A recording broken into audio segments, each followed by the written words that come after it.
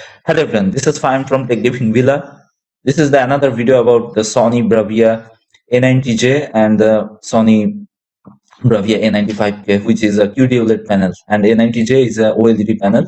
As this is a Master Series TV, Sony is not really singing the praise of the A95K when it comes to gaming.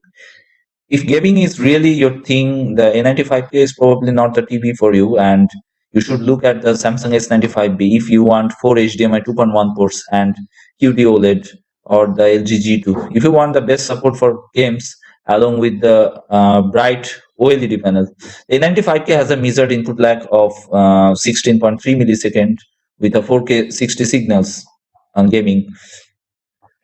Smart TV and operating system is a Google TV on the Sony A95K qd-oled, and I found the system worked well with no issues with slowing down or crashing, and the entire operating system felt fast and intuitive to use. This is quite a step forward from older Sony models which used Android TV. Finally, the system used is fast and reliable with an excellent array of apps and features. The first thing to highlight with the design of the Sony A95 is that it will divide opinions straight down the middle. But the Samsung S95B, which is also QD-OLED panel, and I have made lots of videos about Samsung S95B. You can check my other videos. You will find Samsung S95B and other comparison TV below. The Sony is a statement of modern design that you will either love or hate. The panel is designed to sit on a very large and heavy horizontal stand and extends from the rear of the panel backwards and introduces a slight lean back. This gives the entire TV a monolithic, or as Sony described it, one sled feel, with the bottom of the panel flush with your TV unit and the stand hidden behind when looking from the front. There is cable management and plastic covers to the rear, so the TV set can also be seen from 360 degrees in an open plan living space.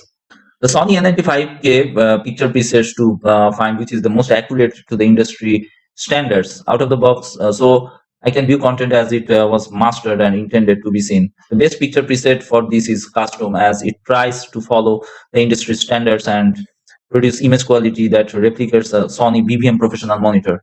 Custom does have some processing such as motion flow and reality creation switched on by default, which I turned off before taking the measurements.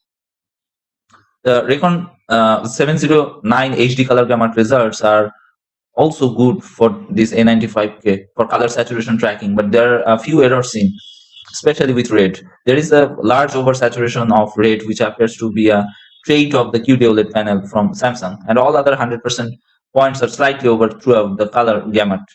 However, apart from red points, all other primary and secondary color saturation points are good, especially from 75% stimulus and below, and this is where 90% of an image will draw on the color saturation, meaning everything looks accurate with just a slight red push with certain viewing materials. You see, the A95K is so impressive than the A90J. Its picture quality is astonishing, I will say. If I talk about the HDR results, the custom HDR preset, which was the closest to the industry standard for D65 white ST2084 PQ and this AP3 white color gamut for HDR testing and measurements. The various window sizes and the peak brightness available from the Sony A95K on HDR testing.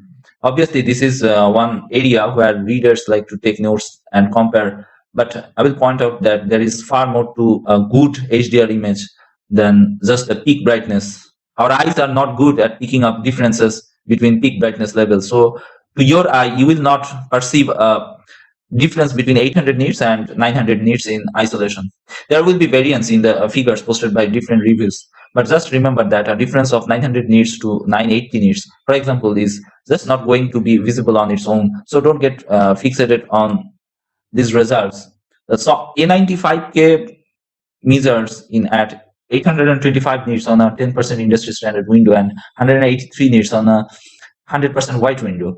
This is less than the other qd-oled Samsung S95B, but in real world differences with actual HDR content and the tone mapping in the performance section, I will say A95K is a better TV.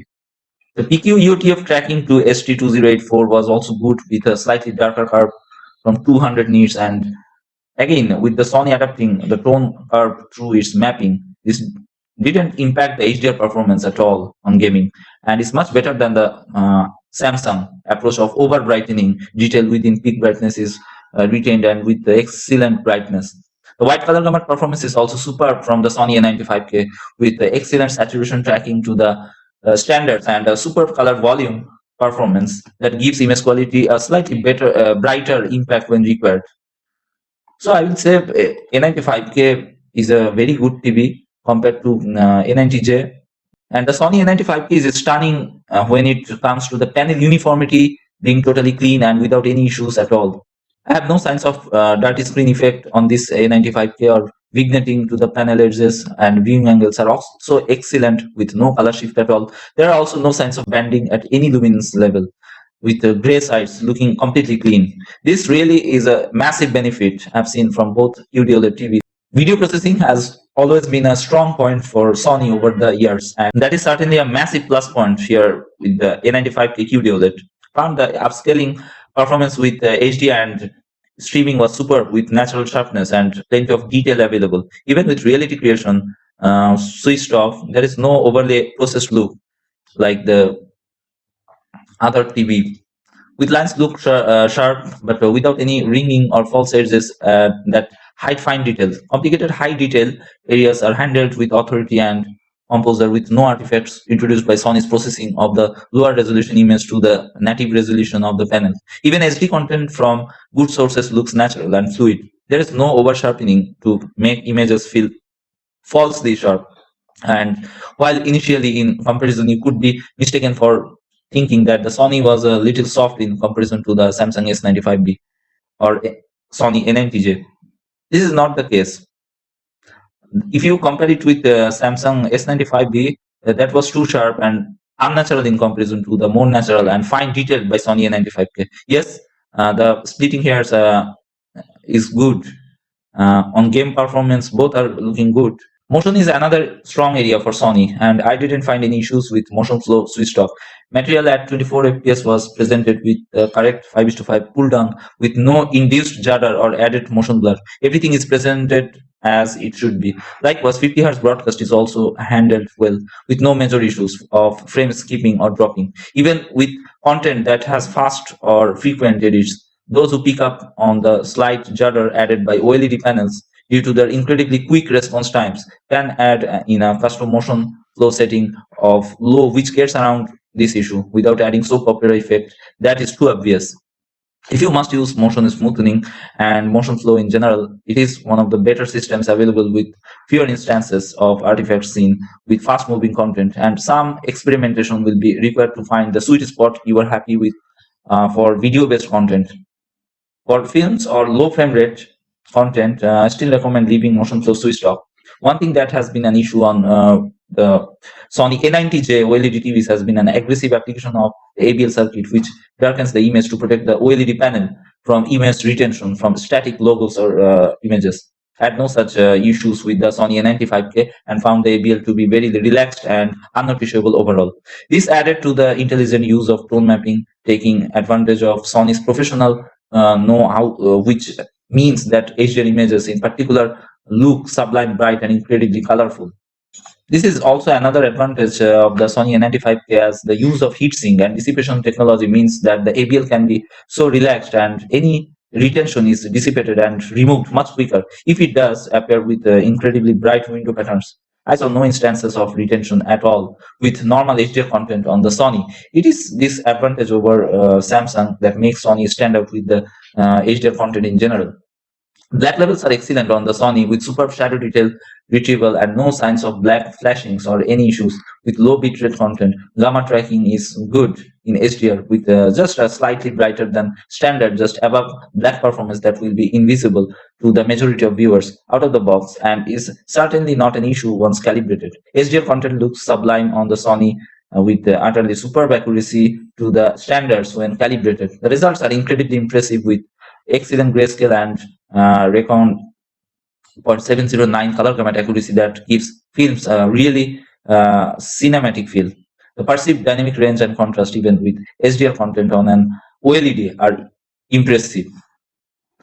And that is certainly true here with the A95K, but it is with HDR and white color that the Sony truly shows what can be achieved with the technology. With a more measured tone mapping and better ABL use, the Sony really excels with the HDR10 and Dolby Vision content to produce some stunning images that are just a tad better than the Samsung added to this is better motion and upscaling, giving the A95K that cinematic sheen Sony is well known for. You can see the A95K performs beautifully on gaming. The processing also doesn't get in the way with over-the-top sharpness, so the Sony has a much more natural and film-like quality to the image that remains sharp and detailed. And on the other hand, if you see the Sony A90J OLED is an amazing 4K TV for Sony's Master Series. Like other OLED, it delivers unparalleled picture quality thanks to its self-emitting pixels, which produce perfect blacks and near infinite contrast ratio. While its HDR brightness is only decent relative to LED TVs, it still delivers a great HDR experience. And as with all OLEDs, there's some risk of permanent burning, but I don't expect it to be an issue if you watch unburied content. The A90J also is a fantastic for playing video games. It has a near instantaneous response time that results in exceptionally clear motion, and it's exceptionally features like HDMI 2.1 bandwidth and VRR support, but its input lag is a bit higher than some other TVs. So the plus point of A90J is its near perfect black levels, motion looks exceptionally smooth, low input lag, VRR and LLM support after firmware update. But the lack is that it has no FreeSync support. On the HDR section, A90J is excellent for watching movies in HDR. It has a wide color gamut and its perfect black levels create a near infinite contrast ratio as well, which helps make highlights pop despite the lower brightness that's typical of OLEDs. That said, the ceiling in brightness means that the very brightest details may be lost on A90J. And it's also fantastic for HDR gaming also, thanks to its extremely fast response time and perfect black levels. While it doesn't get as bright in the HDR as most LED TVs, it's among the brightest OLEDs. And it also has a white color gamut. It also supports VRR to reduce screen tearing, but sadly you can't play 4K games at 120 Hz in Dolby Vision. On the other hand, A95K is brighter TV in this section. If you use A90J as a PC monitor, then I will say it's excellent. It has a low input lag and exceptional response time, and it can also display proper chroma 4:4:4 at most resolutions, and its wide viewing angles ensure the image stays accurate at the edge when sitting up close. Unfortunately, it doesn't support 1440p at 120 Hz. There may also be a risk. So that's it from now. If you like this video, please subscribe and press the bell icon for future notifications update. My request is to please subscribe this channel. Making video is not an easy task, right? Actually, those TVs are not so easy to collect and capture the video. So my humble request, please subscribe to my channel and support. Then I can inspire to make a video. Thank you guys. To change